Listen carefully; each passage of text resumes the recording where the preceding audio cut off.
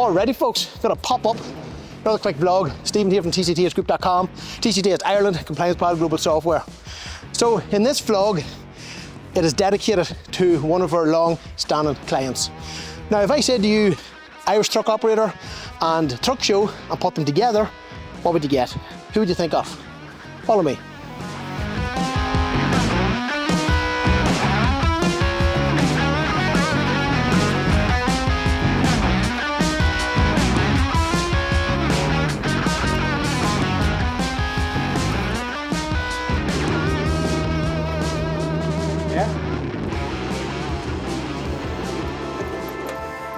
That's right, you guessed it, BM Transport. Follow me. Oh, yeah. Oh. Oh, yeah. Oh. Oh, yeah. Oh. Oh, yeah. How you doing? How you doing, Stephen? How are you? Got coffee.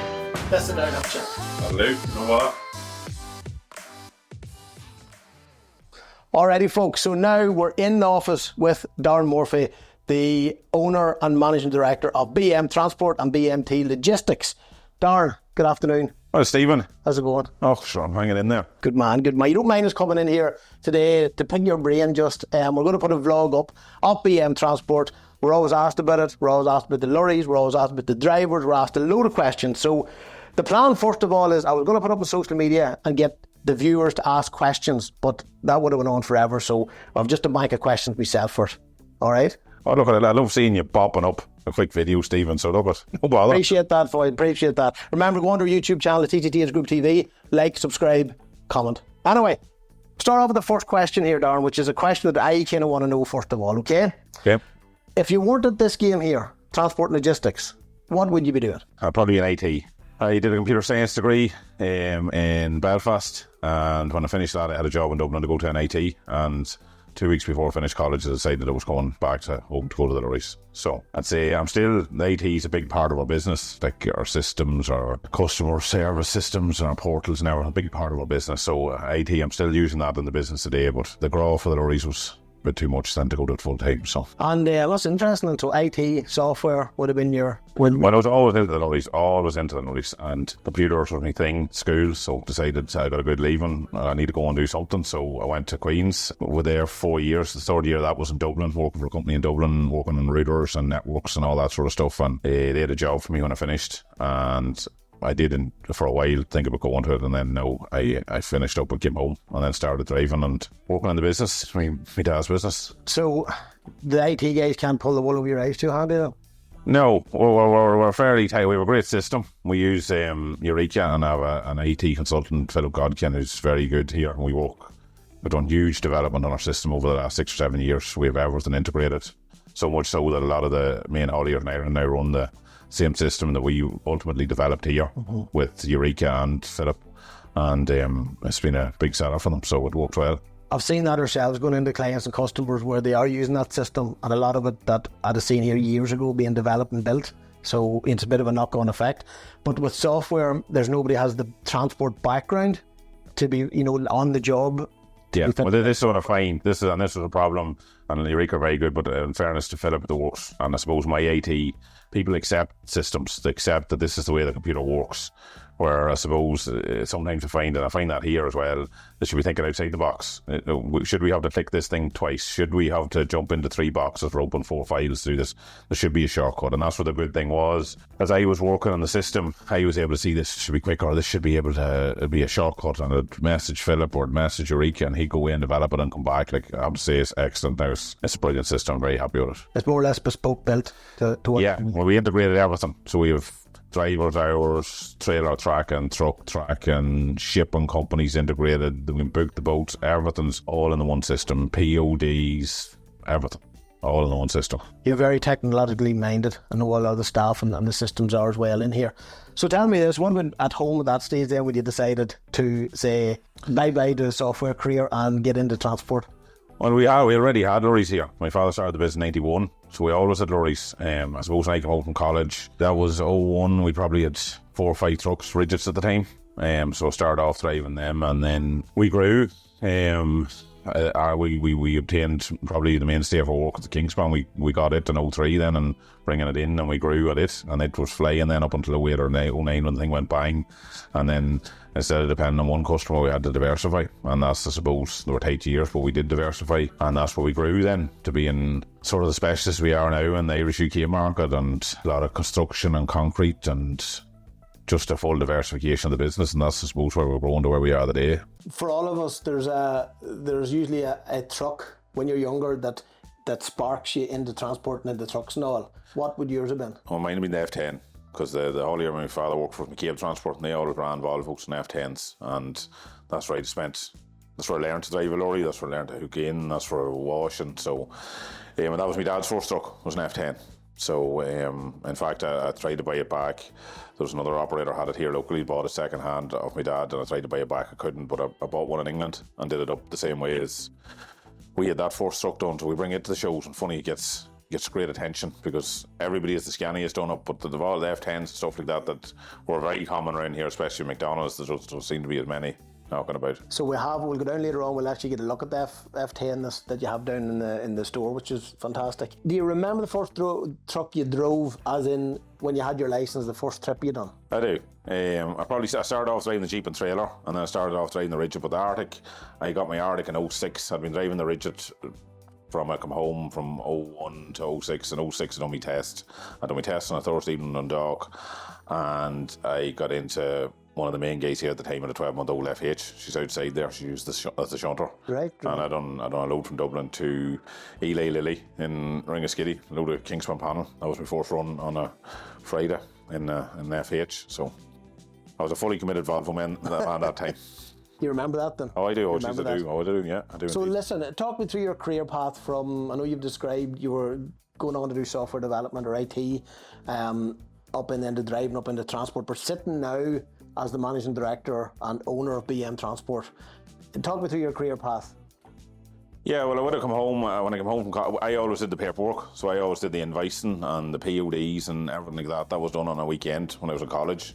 I actually was doing the invoicing when I was 13 years of age. I remember getting the first computer in the house and doing the invoicing on the computer and printing it out. Where before that, you had all the docket books you used to write, and I was probably 13 or 14 at that stage, and I used to come home and do the invoices. So my dad used to keep records in a diary, and then I'd transfer them into the computer and print out the invoices. So when I was home then in 01, we still kept that up. So I was driving every day. Paperwork was done on a Saturday and Sunday, and washing, and it continued on the whole way to 2012. 2012, probably we were up to about 18 Arctics that stage, and I drove flat out. I was doing England and at home, but I had 2 girls in the office.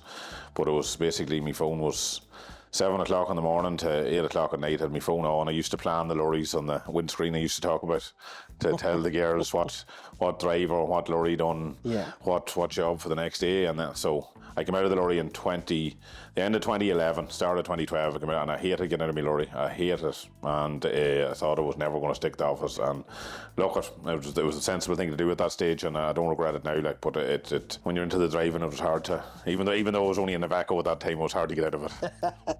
So there's a lot of, from a business point of view, they always state that you should be working on your business, not in your business. Do you find as you progress from driving and washing invoices to where you are now, have you seen that's a key element of how you grew the business? It's a massive delegation and the right staff, and not being stuck in the middle of it. Like, it's a big thing. Like, even up until COVID, I would have still been in the transport office, and I would have been stuck in the middle of bits and pieces and meetings, but I come up then, I get stuck in the middle of the transport plan, and I'm better off staying out of it, you know. And the guys, so the way we do it now is everybody in our departments here, be it Irish, UK, European, the garage, everybody is a manager. They'll talk to me on, like, the main operations guy, Ronan and Barry, like, I talk to them every day, I go through what loads were problems, what weren't, what issues there were, but you're not stuck in the middle of the plan. And I think you need to be like that. You need to be apart from it, especially when you're this size, and not try to do everything yourself, because you just get burnt out. Like, it's not, and that's what I used to do. Like, try to do absolutely everything myself and work 7 days a week. Like, it was mad. I remember when we had 16 or 17 lorries coming home on a Saturday from England and getting back to go out in the boat that Sunday night again, and wee ones at home and the whole lot. But sure, it had to be done. That was the time when things were tight in 2010 and 2011, and these things had to be done. You just have to muck in at that stage. Yeah. You mentioned Barry there, so that's Barry Rooney. That's Barry Rooney. That's your TM here as well in the south. Yeah. How long have you known Barry? I've known Barry. Barry started with us as a subby in 03. So I've known Barry 21 years. So he'd be my best mate. And then I have three brothers working in the Irish department, and Ronan, the brother close to me, he's the manager of the Irish department. But great team, it's all with the team. So if you haven't got the staff with the interest, as you talk about here, the give a damn interest. Do you know what I mean? The give a damn. The staff that actually care whether the load's delivered, whether it's messed up, whether a lorry's damaged, whether things done right. Like, this is the problem, getting staff that give a damn. And if you can get people around you that give a damn, you'll be all right. Like. And we see it here on a weekly basis where your staff get so personally annoyed of something not working out. Yeah. I know that people can have the attitude, which is just a job, but that's the difference really in what you stand out for. Like Barry Rooney, you know him a long time, he's a good lad, he's good at the job. Klaus, cut that bit out, I don't want that bit in there. So, tell me this, how long is BM Transport going? BM Transport started in November 91. 91, okay. Yeah, so it's going now 33 years. So, but I suppose 2012 we had 18 trucks and I came off the road in 2011. So in the last 12 years, like we're up at 165 now, 170. So we've gone tenfold now in the last 12 years. So I suppose that growth. The English market, I came into the office, Barry came on board, which was a big step, and then bit by bit my brothers have all come into the office and we've grown it. But it's a lot of us word of mouth. Like we do a lot of concrete, a lot of just-in-time deliveries that need to be there. The people can depend on you, they're there. Like there'd hardly be a precast company in the country we don't work for. But the idea behind that is you have a job in London, say, and they need 6 load a day for the next 2 weeks. Well, number one, that's going to take an awful lot of equipment. But number two is having the confidence that they're going to be there, because they have cranes, men standing on site, and they want the loads every 2 hours maybe to shunt in. So some of our competitors seem to struggle with that. But and I suppose it's back to the give a damn mentality. You want the planners to make sure the loads are planned, that the drivers are being watched, that they're on time, and that if there is a mess or a hold up or a delay or a breakdown, that maybe swap with somebody else to get it there on time. And I asked that question because we're asked so much about BM Transport, especially when we're in around GB, and a lot of people will say to me, that company got very big overnight. And I explained to them, geez, BM Transport's about a long, long time. So 33 years, length of time, really. Yeah, well, this is it. Like, and it's steps. I suppose a big step for us in 2012, where 18 trucks was Target went here in Ireland, and they did the CityLink work out of the UK. And they came to us looking us to cover the work, and we had to expand. I remember Barry was away on a holiday, and he got like 10 a year. He got engaged, and I sent him a message after taking on this work, and he thought it was joking. And we came back the next week, and we had to hire 10 lorries out of Mecavanis and get drivers and get it up and going. Now, it only went 18 months, and CityLink went bust, but to be honest, it got us up to the next level. And then because you have the volume, you're able to cover a bigger volume of work. Now look, there's pitfalls to that too, that if it's a quiet period or a busy period, but it puts you in a position to quote and command and give a better service, and possibly command a more premium rate for that better service to do the job. So it's all steps, and that's how we went along. Like, and now we probably expand into Europe, and we have 15 or 20 lorries a week in Europe now as well. So it's all just steps as you go along. And we took over Coogan's last year, the rigid operator in Blaney, and that's brought another aspect to our business, and that was another 15 trucks into the operation, but just a different aspect. So try and diversify as much as we can. Well, that time with CityLink, were you forced into, when they went bust, were you forced then to make use of these extra lorries and this extra resource? So they went bust Christmas Day. Now, we were lucky we weren't owed a dime from them, but they went bust on Christmas Day, and like we probably had 12 lorries in that operation. And I remember talking to Barry on Christmas Day, after saying these bikes are definitely going. We'd heard the rumours, and what are we going to do? And he says, look, it'll be all right. And we came back in January, and we said about it, and look, we're growing since then. It's especially the concrete and stuff. Look, it's a premium service. All those guys are looking for, and would be the go-to people for it, for precast in the UK. Like, so we've grown, and we've found we're being recommended in the industry, and as a result, you're getting more and more new customers, and because you're providing the service, basically. Absolutely, yeah, absolutely. And the evidence is there too. I was going to ask you, so back when you started, what was your go-to truck manufacturer? Go-to truck manufacturer. Well, we had a mix. We had Iveco, and when we went to Iveco in probably 05, 06, and predominantly the fleet was Iveco on that stage. And then we went to Renault. Joe Corn was on the go at the time, and we bought a lot of Renaults. Great truck at the time. Renault premiums, 2012, 2013, reasonable money, giving great service, great fuel economy. Couldn't beat them, but as time moved on, the cabs were too small, and we had to upgrade, and we started buying Volvos then and Scania. So predominantly our fleet now would be Scania, followed by Renault and Volvo with an equal split, and then we have a few Ivecos in there as well. And what's the current fleet size at the moment? About 165 trucks and about 550 trailers. Of three main manufacturers, three main manufacturers, and then there's about 10 Ivecos. And out of them all, right at the moment, this could be a bit of controversy, but between Volvo, Scania and Renault, from a service point of view and a backup point of view, which one would you rate? I'd rate them all the same in regards, they all have their pros and cons, but they're all excellent overall. Renault, for instance, has the site in Belfast, the site in Warrington, which is very useful to us. The Volvo maintenance package is very good in the UK, and McDonald's is excellent down the road here. Scania, excellent supplier, McGravani's very, very helpful. Great trucks, great resale. It's all a package. You can't look at one truck on one aspect. You have to look at purchase price, sales, service. Like people say, how are you buying V8? How are you buying Scania? It doesn't make sense. It's all about what the truck costs you between you buy it and you sell it. It doesn't matter what money it is. If the difference is the smallest, that's what you're looking for, and that's the most economical vehicle to have. But we have a good mix between, and we're blessed. We've Setanta in Dublin, we've McDonald's, Monaghan, we've McGravani's, and then we have Long Haul and Tullamore, all excellent dealerships. You ring them anytime, day or night, and they'll jump. There's no problem. They're great.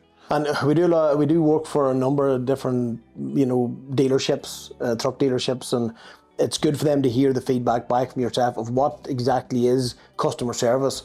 If you phone up, how reactive for you? Do they tell you the truth? Is the part there on the shelf? Or is it coming next week? Yeah, well, look what they do, and look what they are. They are, because you just my tolerance for that sort of rubbish would be very, very big, Stephen. So no, and they know the game. Look, they know the crack. They're excellent. In fairness, now, and I know from experience, McDonald's. I remember talking to Brian, telling about the level of stock he carried, and he does. The stuff's there, and we buy a lot for the trailers and the maintenance and the garage tolls in Middletown, which plays with a lot of stuff and lights and all that, and they are also excellent. We have great backup, great service, it's stuck at great service-orientated businesses. Do you find that it has to be a good working relationship with them? You have to have a relationship with them. You have to know the game. You have to join. You have to. Do you know what I mean? That's what's important. That if you need, say, at the McElvanny's, a lorry drops, no bother with sending a lorry out the night. You drop me down a lorry, we'll take it out. We'll take the one back in if it's not covered by the UK plan for maintenance or something. That's the sort of response you need. Because then they cost you money, and you drive, especially if drivers and getting paid, maybe broke down, trying to get them home, loads, it's all money. Because if the truck's good enough, right, but it's all about the backup and the service. And there was a video out with the guy that owns Martrain, and he had slated Mercedes to the ground. Seen that, yeah. And he was, not say he was right, but he wasn't getting the backup or service. So the truck might have been fantastic, but if you don't have that... Oh, you're wasting your time. The best truck in the world is always going to... It's got something to give trouble. Yeah. You're wasting your time. There's no point... you can have the worst truck, but if you're the best backup, it's going to be better than the best truck with the worst backup. That's right. Absolutely, yeah. How many different trailer types are you running at the moment? You're not just flat. No, I suppose we've sort of settled now on our trailer manufacturers in the main. For our European stuff, we'd use Crone. For our European Euroliners, we find a great product for the Europe.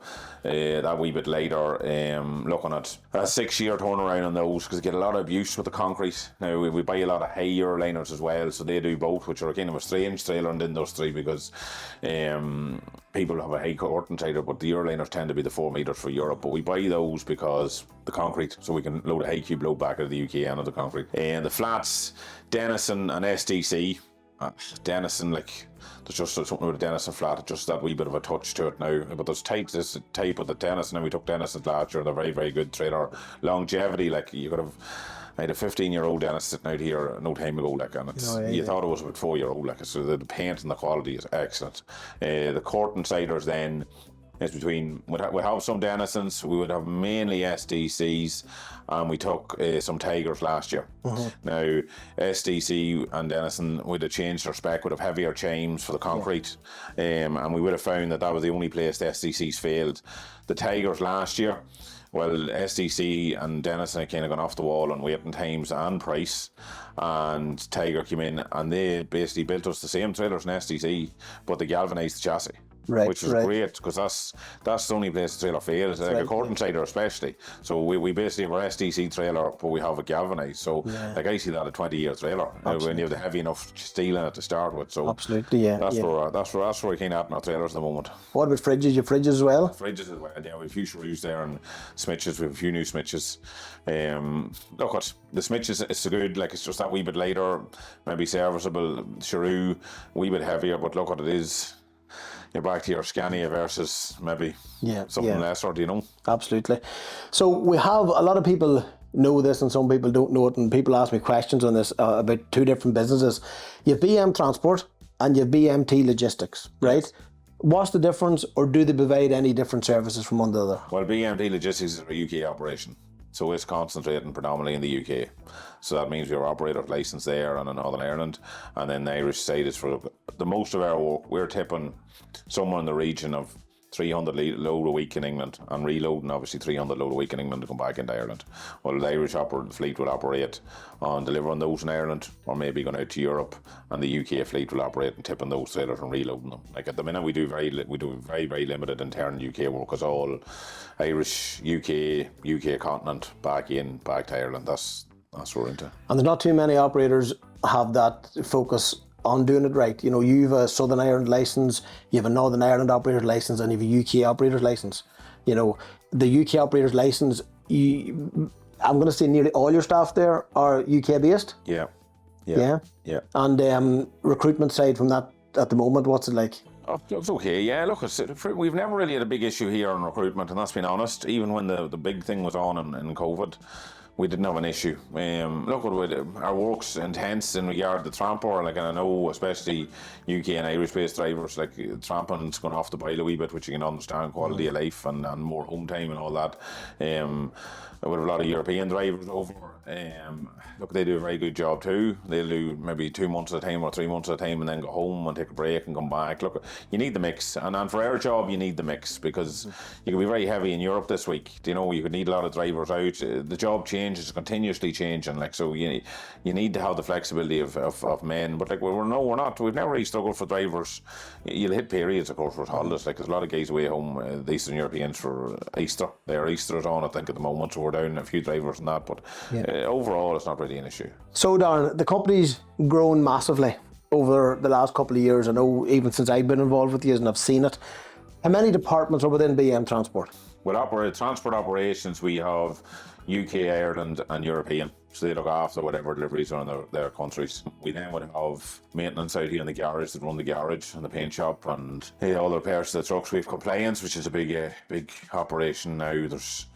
You get people in compliance and they look after recruitment, and as you know, tachograph infringements and management of drivers and all that sort of jazz. Like, then we've person looks after PODs. It keeps growing, Steve. Like, we originally started in Fermanagh Street in Clonus, and that office is full, and now we have out here, and this is full, and we have Newton Butler, and it's pretty full, and now we have Holyhead, and it's pretty full too. It's overflowing as well. Yes. But the department, the put departments in the business is very. It's very important. Yeah, that's delegating. Like, I'm very fortunate that you have strong people in every one of those departments that will take on and back to the give a damn mentality and will care about the business, and as I say, BM men and women like that want the thing to succeed and want to do their best, and that's the key, because otherwise and it happened like back when things were tight and tough in 09 and 10, you were working 7 days a week and trying to keep on top of money and invoicing and paperwork and drivers. And we seen that at the time when Brexit came in and the customs came in, and you had your staff pulling their hair out. Customs, yeah. But they got stuck in. Well, we know choice. The business tried to stop that time, and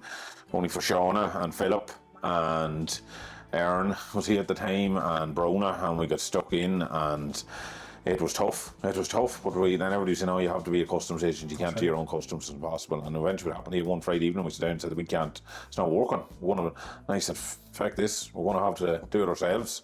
And it's long days now. Yep. But we got it. And the customs department's flying. There's 5 people in there, and it's 24/7 customs. So, like, we clear those 24/7. This is where other operators have a bit of an issue there. We're home 5 o'clock and the office is closed, and you have to drop your load. And you'd know this in Holyhead with the Transport Hub.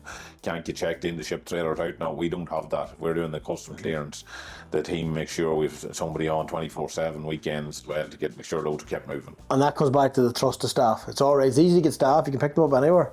It's getting trustful staff. That's the problem. And as I said there, guys, is, you know, I don't care that you lied to me. The problem is I can't trust you going forward. Correct. And, you know, you've staff here a long time that's dropped up. It doesn't matter. If you somebody makes a mistake and they come in through the office and door to you and say, "I'm sorry, I've cocked up, I've made a mess of this, I've hit whatever it is, hit a lorry, hit a trailer, cost money, made a mistake in the business," but you're going to have time for them. And if they're going to be apologetic, you're going to work with that person. Well, somebody comes in and it happens here, and I missed that. Or I hit that lorry, I cracked that bumper, and they couldn't care less. You don't want that person here. Right. You don't want they should be gone because they don't care about what they're doing. And they don't have any respect for what will cost or implications. Yeah. Absolutely. So what's the current staff count here throughout the group? We're about 230 at the minute. 230 staff. A lot of people look after. So, well, that's Sean, is the person who handles most of that now, and very good at it. So, and again, we deal with Sean on a weekly basis, and it is a tough job, it's a tough gig of putting that responsibility from yourself down to someone you can trust, and then her team take it on from there. Yeah, like Sean will look after all the office and the garage, and then Barry's over all the drivers. So it is tough. Like, it is. They're looking at about 2 different roles and tents and keeping schedules and people on holidays and training, and big problem in our business again with road tech. You bring somebody new, like, you're looking at 3 months probably before they're up to speed, especially in a transport end job, to know your systems and who to talk to. And problem is, you spend 3 months maybe, then they're not up to the job. Like, you know, it's what we find amazing, I'll say, right, is that you bring in staff that came from a different company, and there's certain companies meant to be the top of the tree. They come in here and they don't last 3 days to a week because you run so tight with compliance, health and safety, driver training. You know, they've never seen that side of transport, believe it or not. Yeah. No, and look, it would be tight. Like, and the same with drivers coming in. Like if you have a guy in there and he's only there a week, like, and he's coming back with broken mirror, broken bumper, like, it's catch-22. Like, you're employing a professional. Does he not want to do a professional job? And then if he doesn't care, who's going to be liable for that cost? Right. Like, sure, it's fair. Absolutely. You know what I mean? You're a bit of a technology geek, right? And as it was said at the start, I've seen the business grow, well, especially technology growing within it. How important is it to your business that you are very paperless now and technology driven? Oh, very important. Now, and I'd say we're at the forefront of all that. Like, everything, you know, this driver timesheets, defects, we don't do paper. Like, PODs, all digital, so customers see their live pay. So you go onto the system, our portal, you book your job. We're doing the customs, you upload your documentation, the customs department takes it from the system and uploads it. You get your SAD on the system, you can track your load on the system. As soon as the driver delivers the load, if he leaves the geofence to the delivery point and hasn't uploaded the POD, the phone's beeping to upload it automatically. Then Sharon downstairs will be on his back after a couple of hours. I need this POD. So everything's live and seamless. And once you keep on top of all that, well, it's very seamless then. There's no issue. Like, PODs used to come in here the week after deliveries and big boxes of stuff and big desks to match them out. Like, technology's the way forward. Like, saving time. Like, same with EDA for all our jobs and putting stuff in the system. Like, you need, and the amount of time it cuts down on calls, because instead of the customer ringing to see where the loads are, or can you do this load or add this?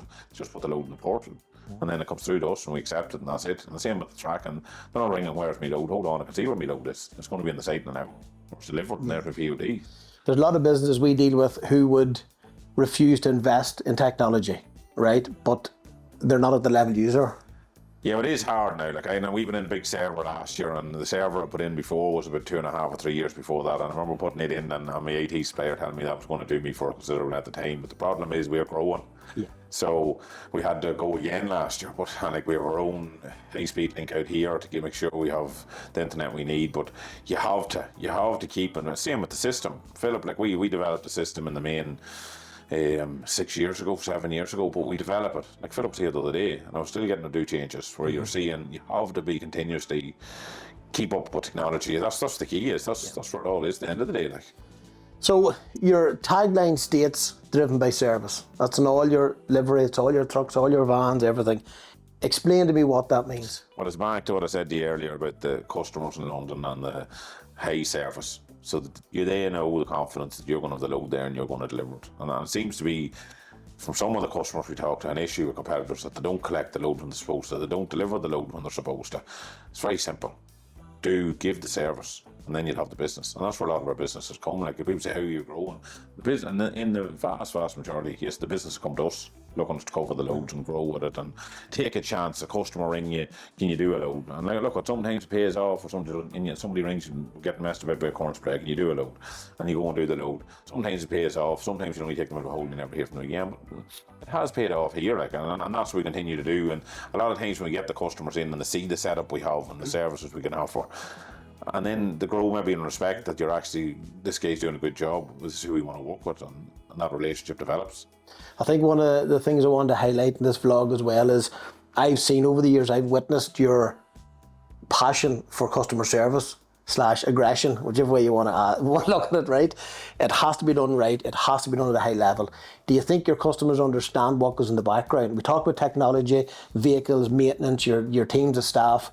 Do they understand what goes in the background? I hope so. Like, I'll give you an example. We hit a wall last week. There's a lot of guys, those Eastern Europeans going away on holidays, and we hit a wall last Wednesday. And I think there was 7 or 8 men out of the office, all hopped into lorries and went to Dublin with load, including me, including Barry Rooney. Do you know what I mean? Yeah.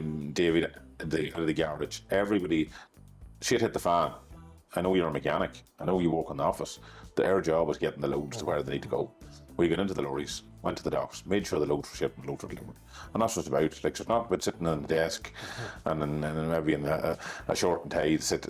Our job is to deliver loads. So and it happens, like, and sure, I've done it myself, like, about taking out a load, and I still like to do a load or two to Dublin a week and keep my hand in, because I still love driving, like, I still love lorries, like, but it's still there. It's the service, and at the end of the day, and that's back to the give a damn mentality. So instead of saying, oh Jesus, we're short 6 load, we can't get them delivered. No. How do we get them delivered? Where can we get people to get them done? What do we need to do to get them to boat? That's what you do.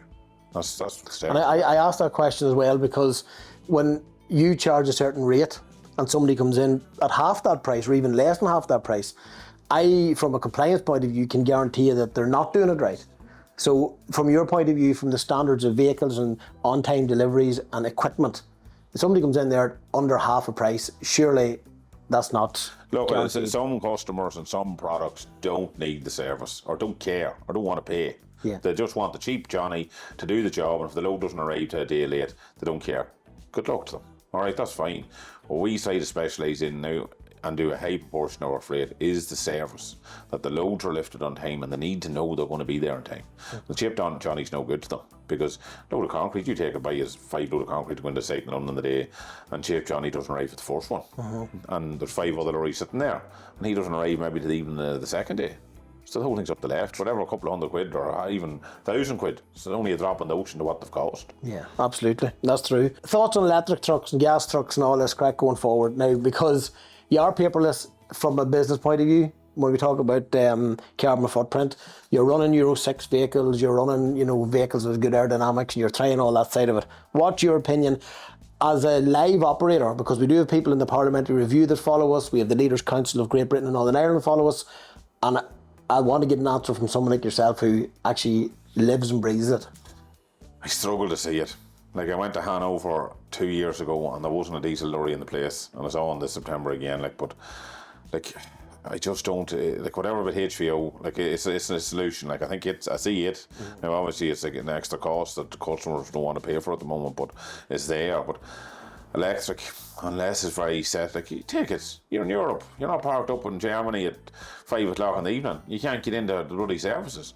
Where are you meant to get in and charge your lorry? Where's that going to come from? And then you don't get charged, and you wait till a pulls out the next morning at 6 o'clock, and then you sit there all day. It's not. The facilities are a long way away, so I don't know. Maybe for specific jobs, short haul, maybe. But for our varied stuff, I can't see it here. HVO will be the way for us to go green if that's the way we have to go. But the problem. But then you've issues with that with atmosphere.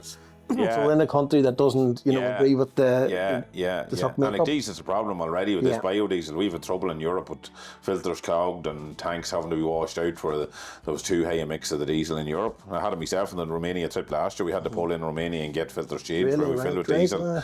And the filters were 100% in the lorry. They were just too big a mix. Change, right. Yeah, so there you go.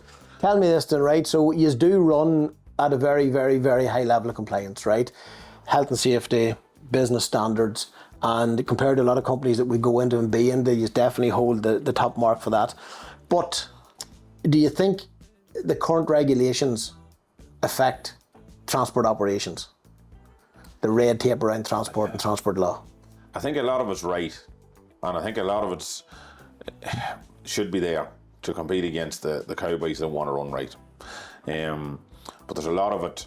For instance, just two weeks ago, we had a driver that was speeding fine came in for out of our BMT logistics. Okay, wanted his details. The compliance sent the details. They then sent back a letter looking for additional details.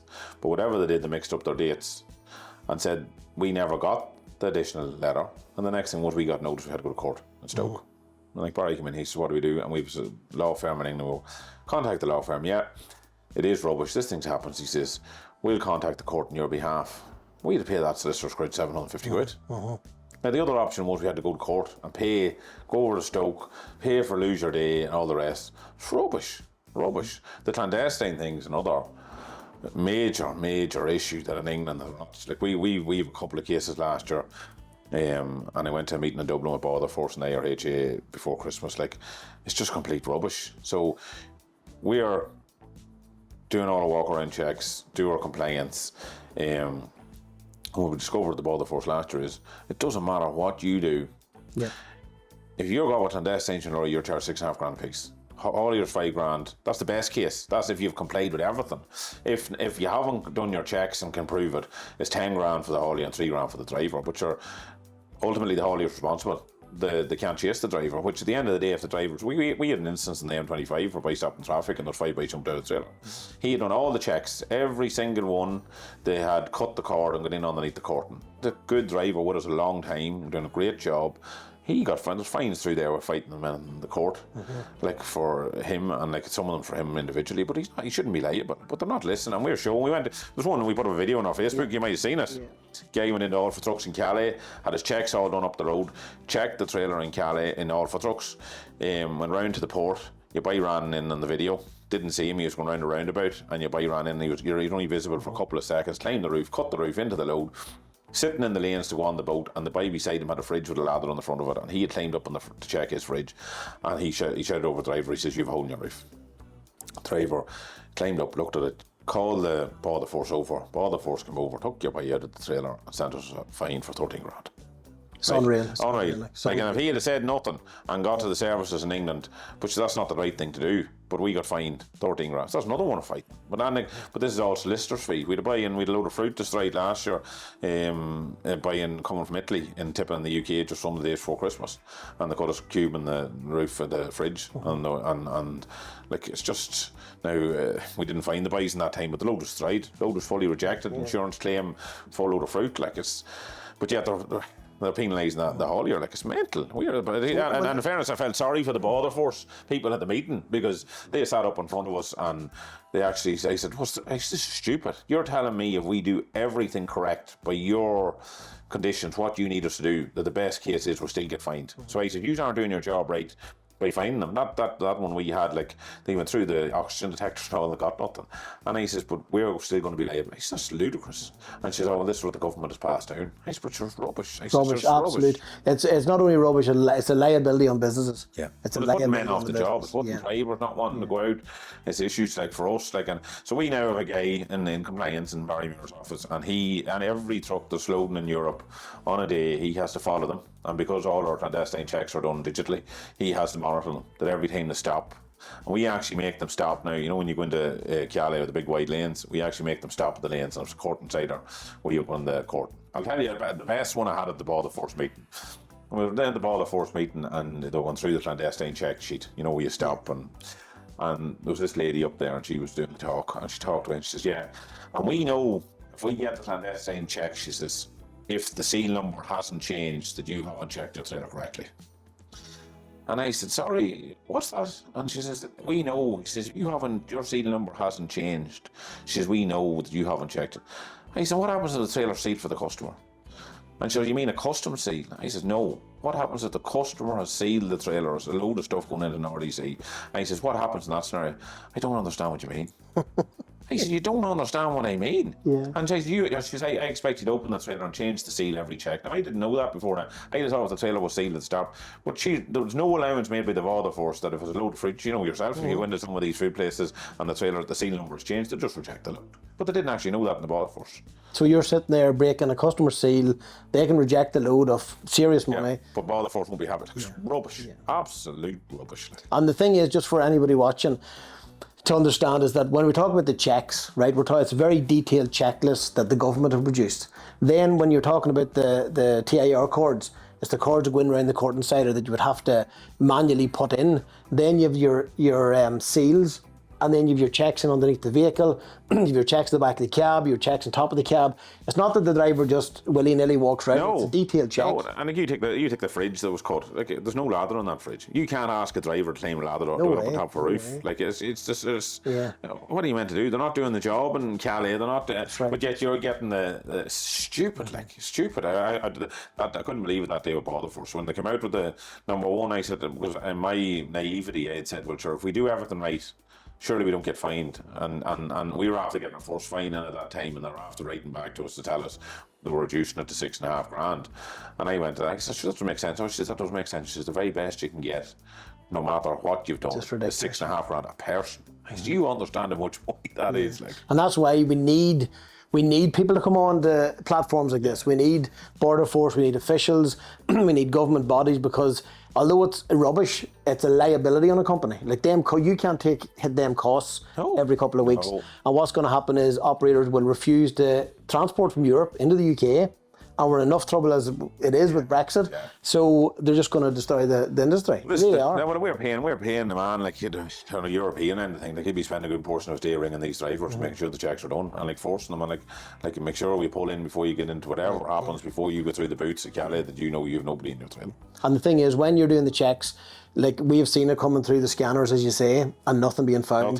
You cannot get in or out of that unit, and then when you get in, there was one actually, I think it was one of your instances maybe, where the driver there was maybe 3 people found in the trailer, right, that had broke in. The border force went in and took them out, and then they sealed everything up again, but they missed one person. And you know, we had that as well. We had and I had to buy in Sherbrooke the other day in the port, waiting to get on the boat to Dublin.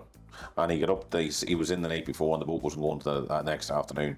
He got up the next morning and checked the trailer, and there was 2 bikes in the trailer that had got in the port. Like it's mental. It has to be something, I'll not say underhanded, but it needs to be investigated. It really doesn't. It's not blaming the haulier and finding the haulier isn't the answer. Like it's the simplest solution for them to take in money, but it's not. It's not. But I don't understand. Like one of the UK hauliers was up on LinkedIn a few weeks ago now, putting up about it. But I don't understand how it's not a bigger issue for. And who is pushing it? Yeah. Who is voicing it? Yeah. You know, because the Auditors told us we had to go to the foreign secretary to lobby the foreign secretary in the UK. Like he's going to care about it. Well, you say that, but then when he's stuck with no food on the table and no clothes on his back, because that was the only positive to come out of Brexit, was that it highlighted the transport industry as the highest industry throughout.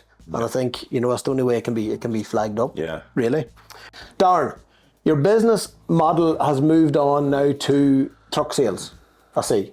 Yeah. We're doing a wee bit of it, yeah. Talk me through that, because I see some lovely jobs there where guys are buying second-hand trucks off you, but you're giving an end-to-end solution, as in repainting them, doing them up. Yeah. Talk me through. Well, it sort of fell. We had trucks, so we were approached by guys that want to know whether we had anything coming up for sale or what had we available, and then we looked at it, and because we have so much new stuff continuously coming in on order, there was something we started working on. So especially the V8s and the tags, and we'd customise them. So we have our own paint shop, as you see later on, our own paint shop and our own auto electrics, and whatever the customer wants, like lights, paint, the whole shebang, and then the lorry is provided then to them fully finished. So maybe instead of somebody buying a truck and then having to go away and get paint done somewhere else and get electrics done somewhere, which is a torture. I know from us doing that, it's an end-to-end solution. You order the truck, tell us what way you want it, and we deliver it to you finished.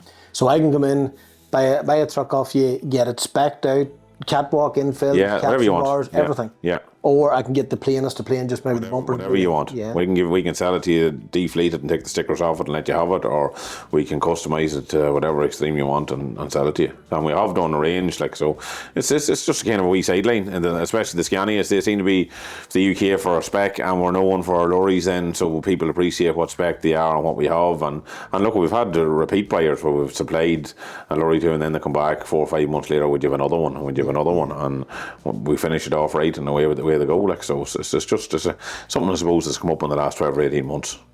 We're doing this vlog here of the week of the Lincoln Truck Show. Yes. Right?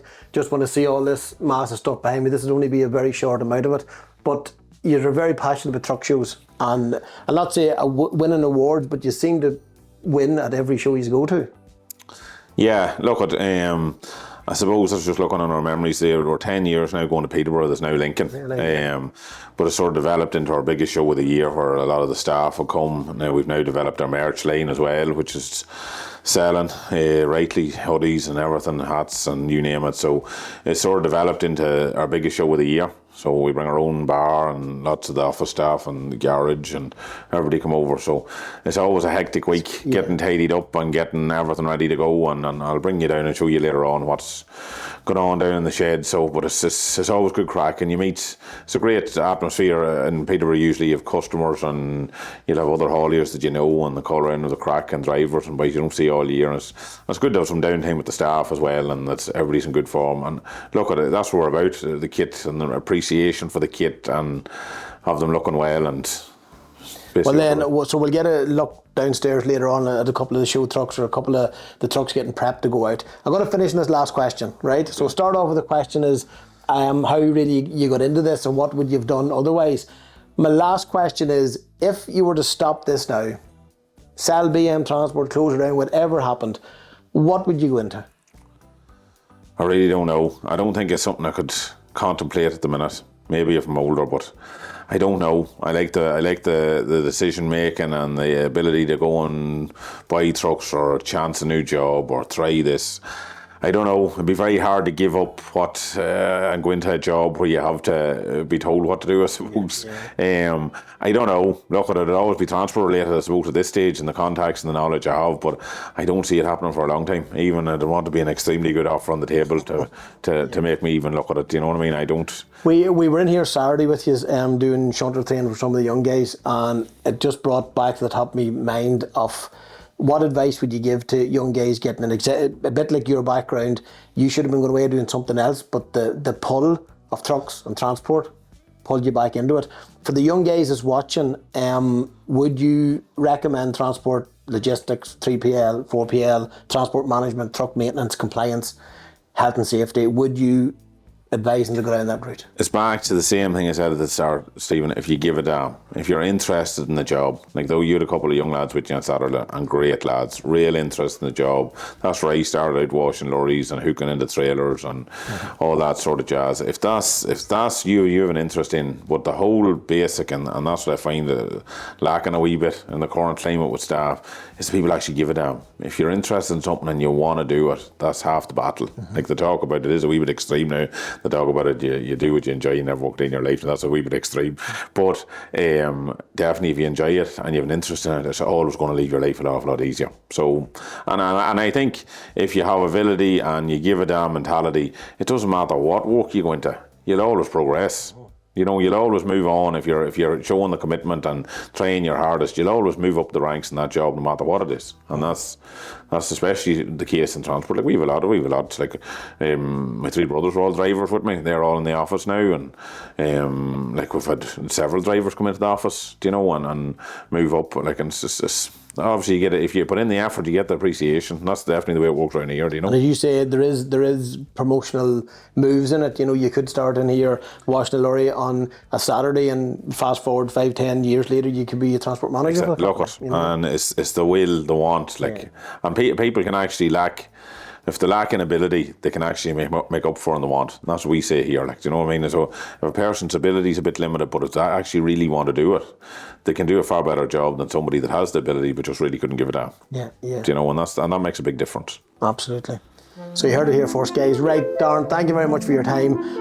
We hope you enjoyed this vlog, guys. We're going to have out in around the trucks and in around the premises themselves, but very, very informative. Thank you very much, and all the luck in the future. Thanks, Stephen. That is all.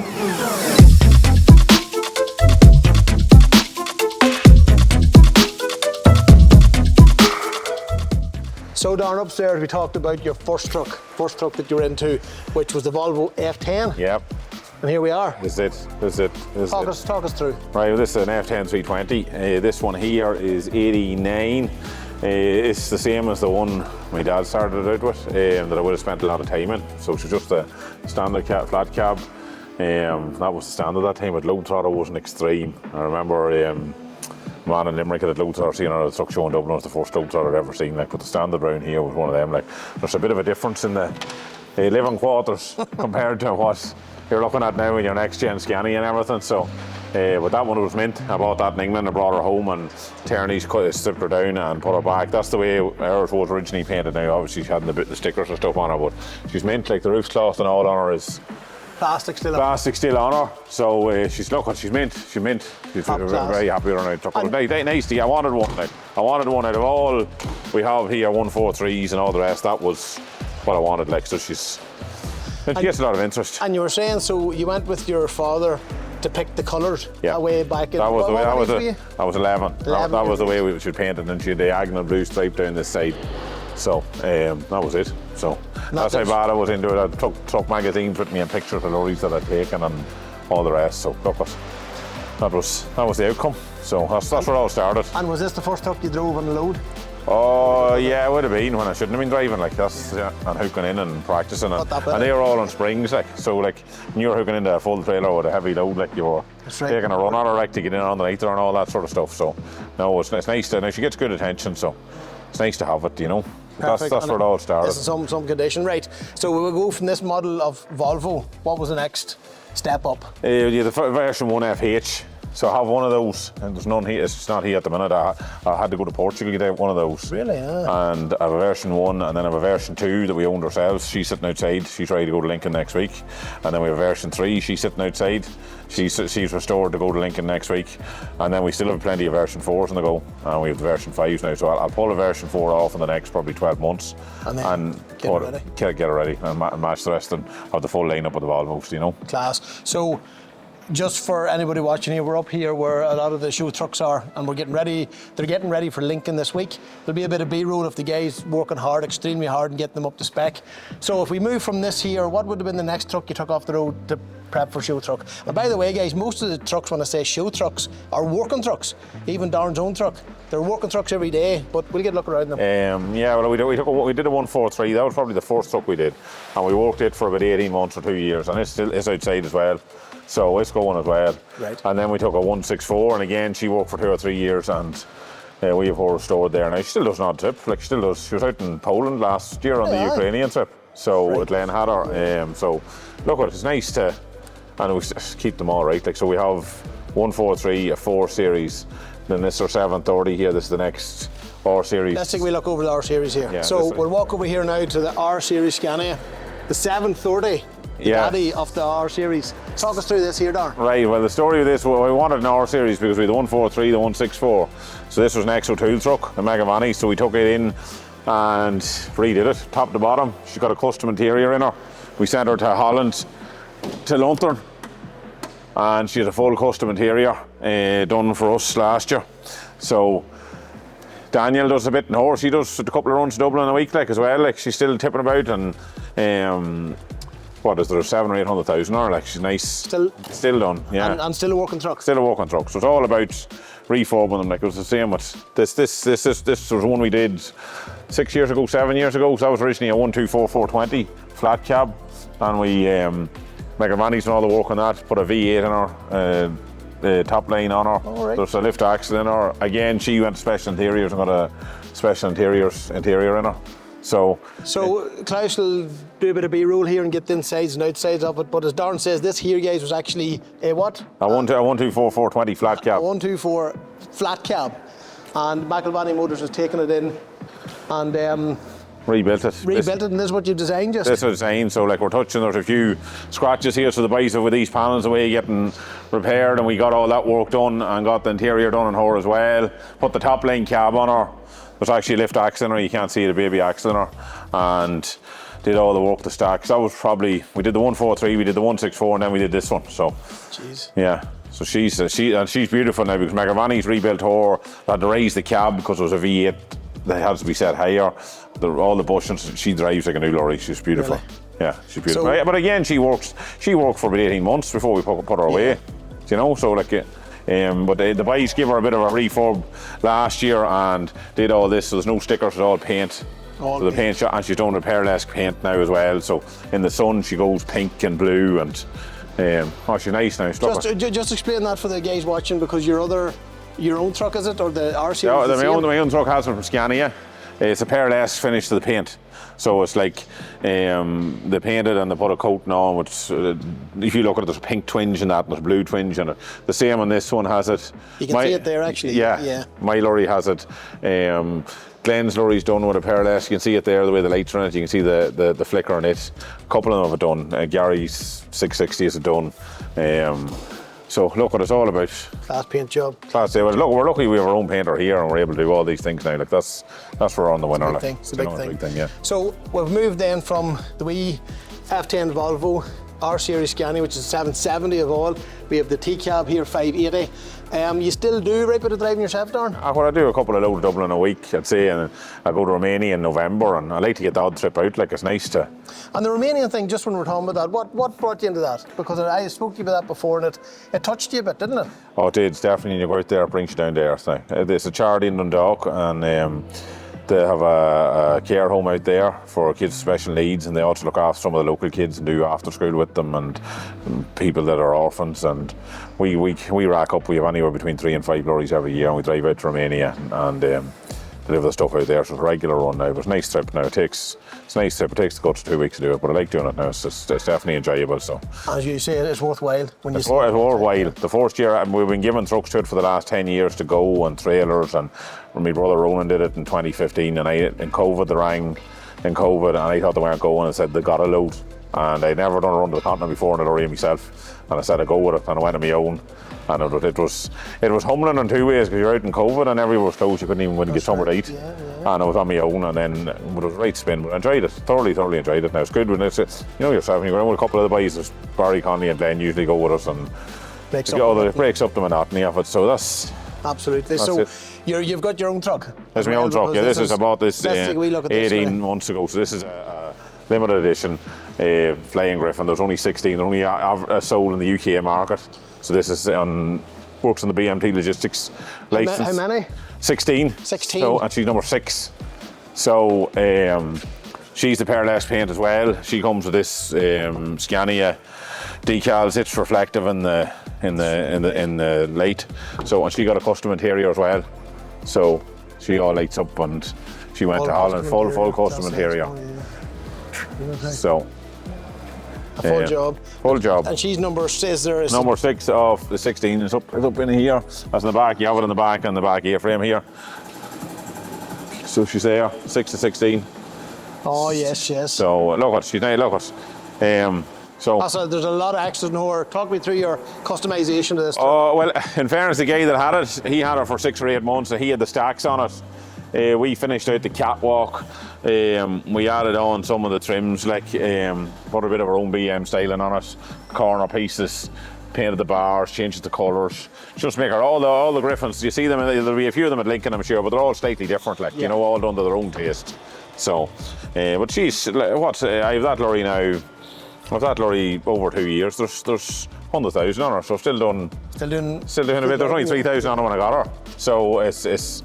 it's good to get out of the office sometimes and see what's going on. You know? Do you miss not driving? I do miss not driving. I know what there's qualities to it, home life and all the rest. And I like to be in the morning and get my stuff sorted out. But it's nice to go away maybe at 2 or 3 o'clock in the afternoon, go away to Dublin and my phone with me, and even later at night you listen to Spotify and come down the road in your own peace, and that's what I miss about driving. When you're on your own, nobody eyeing you. Do you know what I mean? No nightmares. No nightmares. So we have the likes of the Griffin here at the truck show, 770 a bit, or 730 at the truck show, the F10 at the truck show, T-Cab going this year. T-Cab at the truck show too.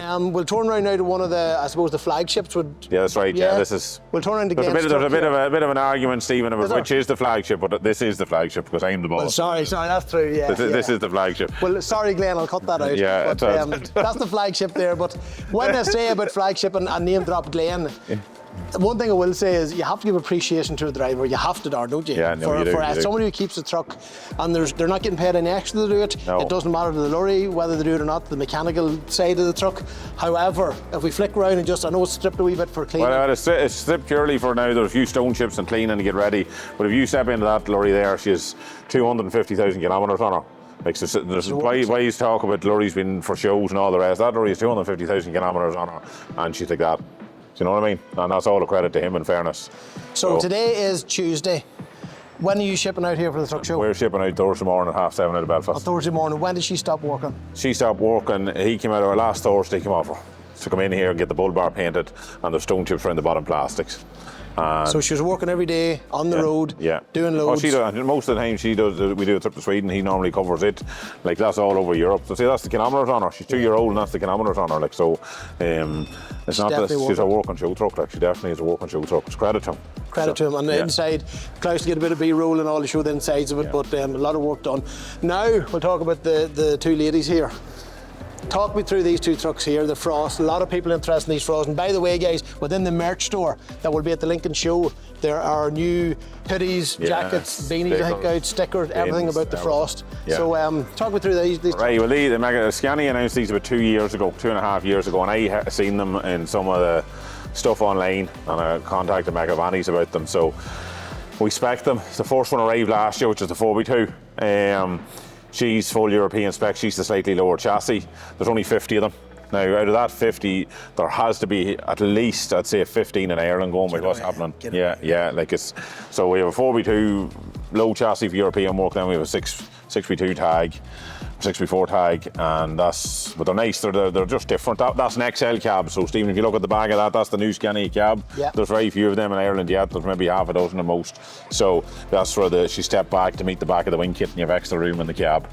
So, bigger bunk. You're wider bunk more. Colin, one of our long-term drivers here, he's getting that. He's picking that up Thursday morning to ship out to the show, and that's his first time getting her. So, and the other one, Ashley's driving the other one. So she's done a year's work. So she's in getting a bit of a clean up and a polish, and the remark on the skirt she's getting fixed. So it's just lead them all, and so that's 231 a man 770. That's 241 a man 77. I was just spotting that out to Klaus earlier to get a bit of B-roll for the registrations, even the 770. Just the wee touches, Just the wee touches is right. So. And is that number 17? That's number 17, and that's number 25. 25. So there's not too many fleets that have two Frosts in it, is there?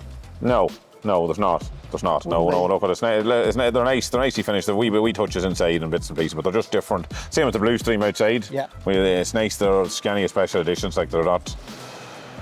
Well, there's only 50 of them. There's only 16 of the Griffin, and there's the Blue Stream. I think there was 100. I can't remember how many Blue Streams there was. About 100 Blue Streams, but look at. And this is the difference about whether somebody has a transport company and is passionate about transporting trucks. You know, you have to be passionate to have this sort of kit playing about. Yeah. But you're into it, like, and by how the hell, but you're. Look, this is what you're into. Some people have rally cars, and some people have boats, and I'm into me trucks and me shows and me fleets, and this is what I'm into. Like, so that's and we have a great team and boys that have an interest around, like our garage people, or painters, or auto electrician. Like, everybody has a great interest in the whole thing and wants the thing to look the best. So it's easy. It's easy doing all this when you have the right team around you. Absolutely. You know. Klaus, follow us a wee second here over to the back of Glenn's truck. Oh yes, yeah. Just when you'd mentioned about your own sparks and all, everything is done in-house here. Everything, the cameras fitment, the lights fitment, stacks, the accessories, the painting, the livery work, everything's done in-house. But at the back of this truck's a good example. Just coming around here, lads, if you don't want to be in camera, tough. So if we take the building out of this and the backlight work and all built into the back of that flat cab.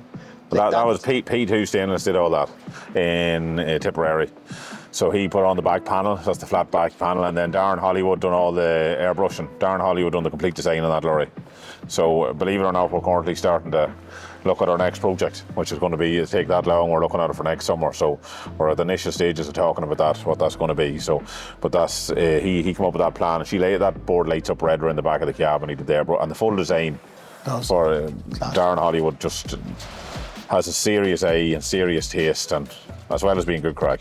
Yeah, and Darren really does all your stuff, doesn't he? I does all. He came up with it later. We changed the design back about 3 years ago, and he does all our graphics now and all our design and all that, the BM style and all. So well, we had that on the lorries, but he came up with all that and a lot of the graphics for the merch and everything. So look at he just hashtag BM style. Yeah. So this here, Klaus, for anybody that's watching, even just don't worry here, the guys are polishing it, but all this here is paintwork.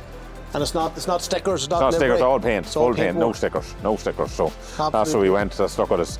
Darren Hollywood spent a full 24 hours in here, constant, lining out that truck when we were painting it. He came in one morning, 9 o'clock, and I came in the next morning. He was still here, went home at 9 o'clock, lining out the lorry and having everything right for the painters to go at it. But from Darren Hollywood's point of view, that's not a job. That's a yeah, he has a love for it. But again, you're back into the same thing. People that love the job, like, do you know what I mean? Right. They have an interest in it, like, and want it to be the best, like. So, like, even you look at the frost, the stickers and stuff on the back of it, like, a standard frost won't have any of that. But it's just the wee touches that make the difference, and you need taste to do that. Like. Yeah. So the company are Ford accredited as well, and DVS standards in around London. Yep. But all is internal, and that's the beauty about it. Like, so you have, what do you call your camera guy? Derek with all our auto electrician. Derek's the auto electrician here, and you come in here and the vehicle comes in, he'll have it stripped down, he'll have it wired right. I'm not talking about Scotch connectors in around the back of the cab. A proper job.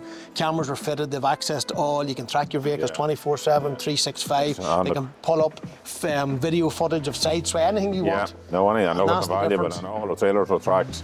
Derek manages all that, so he's a busy boy. He's a busy man. So this year, like we have.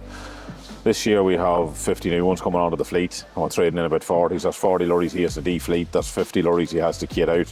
Not to talk about special editions and lights. Like Derek wired up the whole back of that lorry and all the extra lights and all on it to have it ready for Lincoln. So it's also a team effort here. Yeah. Team effort. So as we said earlier in upstairs, if I come in here and I want to buy a truck of you, one of your used trucks, and I say I want everything down, I want a fill-in catwalk, I want the lighting, I want the stacks on it, I want the lights around the back. Yeah. No bother. All can be done from this location. No problem. That's some value. No, that's why it's working for us. Like, we have sold a right few, and we have a bit of an interest. Like, but again, as people at the shows are seeing the way we're finishing the lorries, so they know what way they want to come out sold. So look, it's going.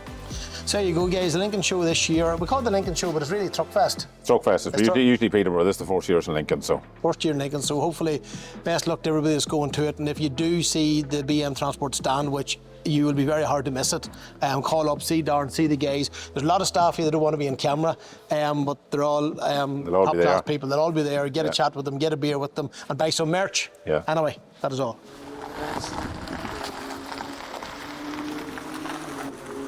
All ready, folks? That is the end of this vlog. Thank you so much for watching. Massive thank you to Darren Murphy and all the team at BM Transport. And remember, like, subscribe, leave a comment. Don't leave a comment, just do something. Anyway, we're going to get on here. And what I would say in this particular vlog is that, maybe cut this out, Klaus, right? Because I don't want him really to know this, but to be fair to Darren Murphy and the team that he's built around him and the business that he's built, I'm 30 years in this game, and I've been in and out of almost every type of business in transport, logistics, 3PL, 4PL, manufacturing, all throughout Ireland, UK and Europe. And I would safely say that BM Transport is probably the highest standard of compliance of a client that we have. And that says a lot, we have a hell of a lot of clients. So as I say, cut this out because I don't want Darren to really know this, but listen, fair play, they do an absolutely fantastic job. And see them all at the Lincoln Truck Show, which is Truckfest 2024. And alright, we need to get out of here. That is all.